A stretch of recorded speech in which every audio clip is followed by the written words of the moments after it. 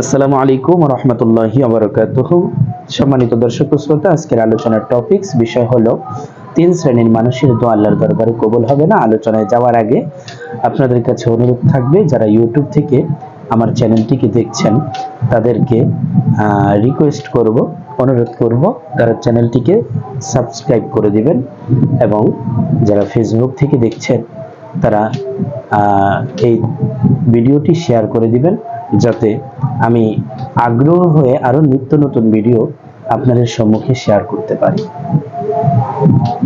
সম্মানিত দর্শক ও শ্রোতা, আসুন এবার জেনে নেই আমাদের রাসূল করিম সাল্লাল্লাহু আলাইহি সাল্লাতু ওয়াসসালাম কোন তিন শ্রেণীর মানুষের দোয়া আল্লাহর দরবারে কবুল হবে না, সেই মানুষগুলো কারা কারা, রাসূল কি বলেছেন।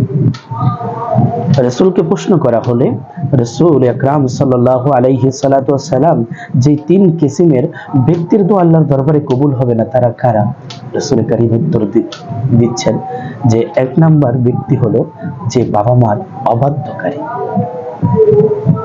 তাহলে প্রথম নাম্বার ব্যক্তি হলো বাবা মার অবাধ্যকারী সন্তান, যে সন্তান বাবা মার বাধ্য না, বাবা মার সাথে জুলুম করেছে, অন্যায় করেছে, বাবা মার কথা মতো চলে না, বাবা মার হক পরিপূর্ণ আদায় করে না, এমন সন্তানদেরকে অবাধ্যকারী সন্তান হিসেবে গণ্য করা হয়। সম্মানিত দর্শক ও শ্রোতা, দ্বিতীয় নাম্বার যে ব্যক্তির দোয়া আল্লাহর দরবারে কবুল হবে না, সেই ব্যক্তিটি হলো যে কাউকে কিছু দিয়ে ওই দেওয়া জিনিসের খোটা দেওয়া, মানে খোটা দানকারী ব্যক্তির দোয়া আল্লাহর দরবারে কবুল হবে না। তৃতীয় নাম্বার যে ব্যক্তি হলো, সেই ব্যক্তিটি হলো যার দোয়া আল্লাহর দরবারে কবুল হবে না, সেটা হলো ভাগ্যের উপর অস্বীকারী। তার ভাগ্যে এটা লেখা হয়েছে, সেটাকে অস্বীকার করছে। এরকম ভাগ্য অস্বীকারীর দোয়াও আল্লাহর দরবারে কবুল হবে না, কারণ আপনার তকদিরে যা ছিল আল্লাহ পাক রব্বুল আলামিন আপনাকে তাই দিয়েছেন। এখন আপনি বলবেন যে আল্লাহ সবকিছু দেখেন, আমাকে দেখেন না। অনেক সময় দেখা যায় একটি গান, যেটা আমরা অনেক সময় আমাদের মুখে জবানে দুঃখে কষ্টে বলে ফেলি, কিন্তু এই গানটা বলার সাথে সাথে আপনার ঈমানের মধ্যে ব্যাঘাত ঘটতে পারে।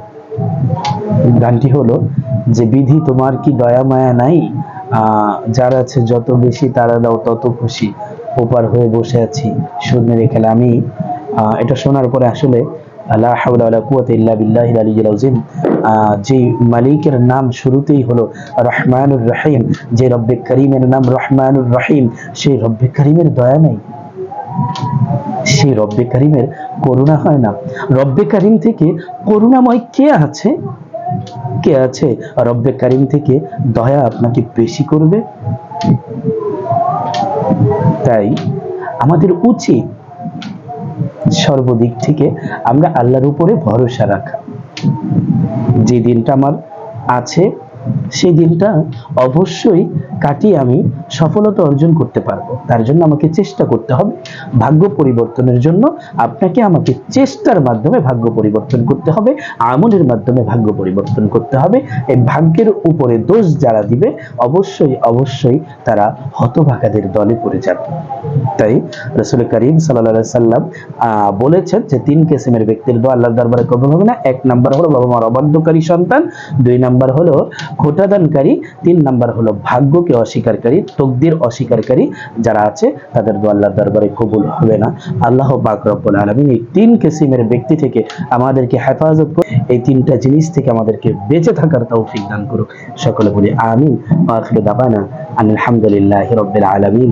আসসালামু আলাইকুম ওয়া রাহমাতুল্লাহি ওয়া বারাকাতুহু।